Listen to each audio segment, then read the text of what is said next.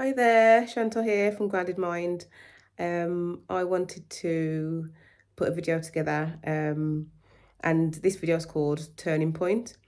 And the reason why I wanted to talk about the turning point is because I think it's important for people to understand where I kind of got to that crossroad, and decided that that there was a way out.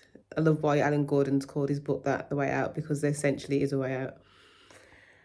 And it is quite emotional when I think about it, because I think about the state of mind that I was in, when I found out that I had a chronic illness. And before I knew that this was mind body, and oh, it's yeah. And this is the reason why I try to speak to people, and why I'm doing this, why I coach people, is because I was you, and it hurts my heart when I think about the fact that you guys feel like how I felt, because I was crushed, um, absolutely crushed, to a point of me wanting to give up. Not only wanting to give up, but also like not being able to be a mom properly, not being able to work. I loved my work. I loved the passion and the drive that I had, and just the simple things. I know I've said it multiple times, but the simple things that I couldn't do, and waking up and trying to think whether or not, trying to feel to see whether or not I felt odd or not, and then getting new symptoms and dealing with them. It was a dreadful place.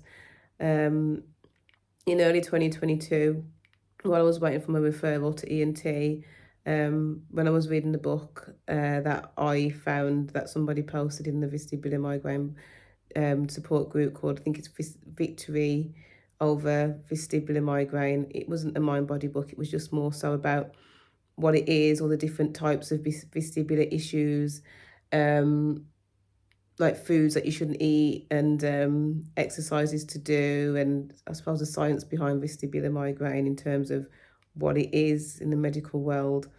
Um, and I applied a lot of the things in that book to my life, because you get to a place of like, it's like desperation, where you just were with me. I wanted to find anything that would help.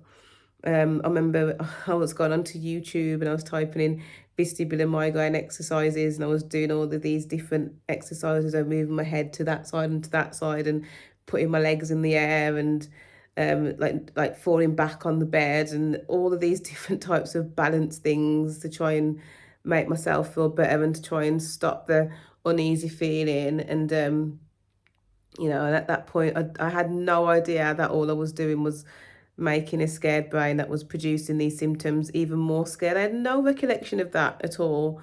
And yeah, I remember before I knew that it was chronic, that my line manager at that time at work, she was such a lovely lady, and she said to me that I could work from home.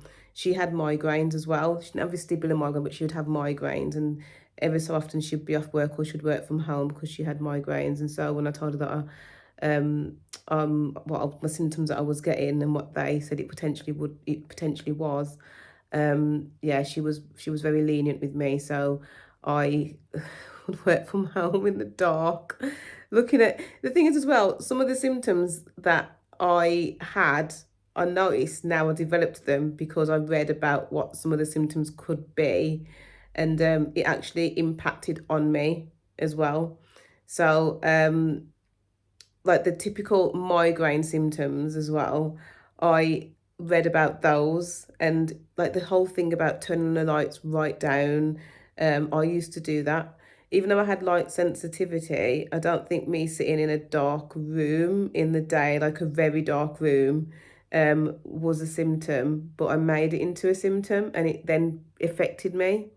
Anyway, I remember at work, I had a launch, a product launch at work, and I was supposed to deliver that, and I delivered that on Teams, with the camera off. Um, yeah, there's so many things that I couldn't do, and once there was a meeting at work where I went to work, I felt a bit better, and then there was a meeting where they were just talking about like there was like a monthly update meeting, And in that meeting, there was a projector on, and when I went into the meeting, I was fine. But as I was staring at the screen and staring at the presenters, the fear of the screen being there and people talking made me feel it created this horrible unbalanced feeling. And then I was looking at, there was loads of people in there. There's probably about 100 to 150 people in there. And I was looking around the room, and it was like I felt like people could see that I didn't look right. And then I started to get dizzy. And so the fear of the screen and the fear of the people presenting and the fear of everybody in the room really like increased the symptom levels that I was experiencing. And then the dizziness turned to paranoia. So I got up, I was at the front, and I had to walk all the way around, and I walked out. And I walked out, and a colleague followed me, and she was like, "Oh, are you all right, Shan?" I was like, "Not really, I don't feel good at all." And I sat in the car. This was like one of 3 or 4 times that I had to get my dad to come and collect me from work, because I worked about 30 minutes away from home. It was just awful. And it was, the worst thing about it is when I was in the car speaking to a colleague about how I felt, the symptoms didn't get worse, but they were still there. But I was still talking, I was still explaining. And the not the paranoia, but the frustration of trying to get someone to understand how you feel in your head when they're absolutely fine, when you seem fine, is so frustrating, because you want them to feel what you feel so that they can not only sympathize but empathize. Not that I wanted to be sick or have vestibular migraine, but the frustration of like me not being able to explain to someone that doesn't know what this feels like, what was going on, was frustrating. And yeah, it was. And then when I did get home eventually, it was just going home knowing that I still had these rocky, like sensitive sensations happening, and then thinking, "I've got okay, I'm supposed to be at work again tomorrow." It was torture. The point I'm trying to prove right now is that like the understanding and empathy that I have for people that have this is immense. I know there's a lot of people out there that teach mind body that haven't had a mind body illness. Whereas because I have firsthand, I understand completely what you're going through and how appalling it is and how frustrating it is. Um, and you just want to put yourself in a box and lock yourself away.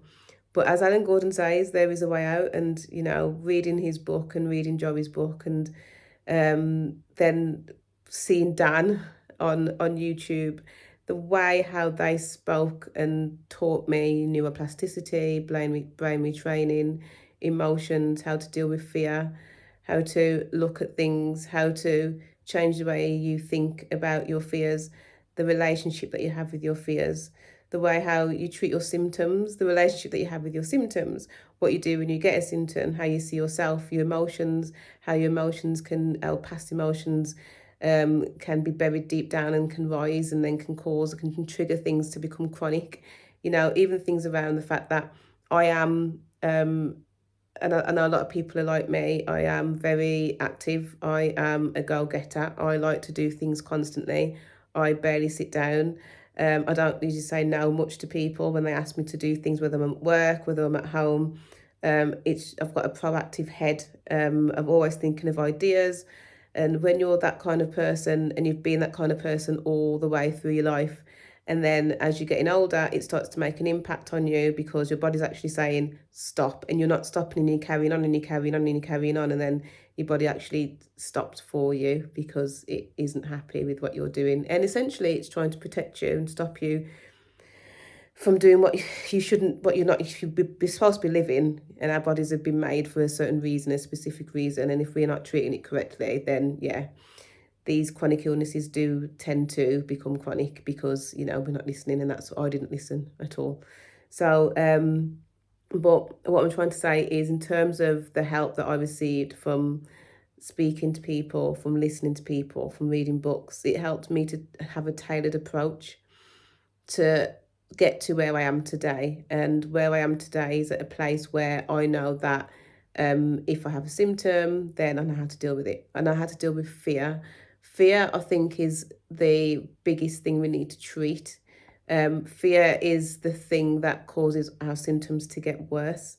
And like back in the day when I was at work and when I didn't know anything about the fear, when I think about how high my fear levels were, they were sky high. They rocketed to the point that it started with having the unbalanced feeling and having the brain fog and having the feeling of like not being in your own body and sitting down, but you feel like you've sat down further than where the seat is.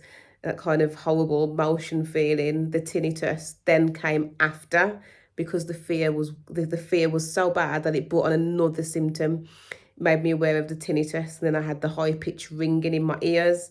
And so, I don't know where I'd be now if that fear was still escalating, but I think I caught it at a good time when I educated myself and I found out about the mind body approach to bring it right down to a place now where I know how to deal with fears that I have. And then my brain retraining and the way that I think and the way that I've reset myself has enabled me to be who I am today, which now helps me to help people that are like me or that were like me back then. And so the passion I have is there, and the tips and the tricks and the things that I try to teach and to coach is to help people to deal with fear, and to help people to understand their symptoms and to help people to really change the way that they think, and actually how they go about their daily lives as well, when to say no and when to carry on. At the end of the day, this brain retraining is absolutely fantastic, but you still need to learn how to say no, because if we carry on down the same path that we've been going down, then obviously it potentially will come back and get worse, or another autoimmune disease or chronic illness will occur. So it's about trying to not reinvent your life, but retrain your brain so that your life is better.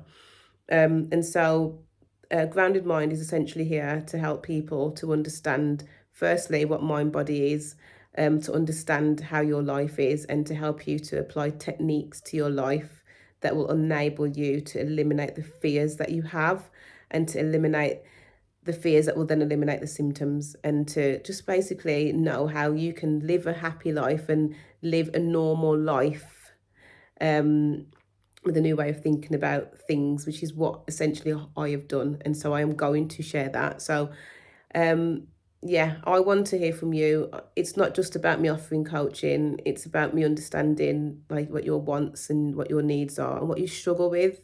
There could be something in your life that is a trigger. How can you have that happen to you in your life and deal with it better? How can you feel the feelings that you feel when you're triggered and not have it trigger a symptom? So yeah, how can you look at different things? How can you look at certain situations in your life and deal with it better? Because I didn't deal with situations in my life well, and I never knew that this could happen, and it did. But now I know how to deal with these situations in my life, because at the end of the day, life is stressful and things in your life are going to stress you out. But there is a way that you can deal with stress, and that's what I'm here to help people to learn how to deal with and how to apply it to their lives.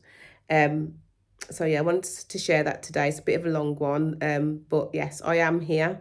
I offer a free consultation where we can have a chat, and see kind of how I can help you.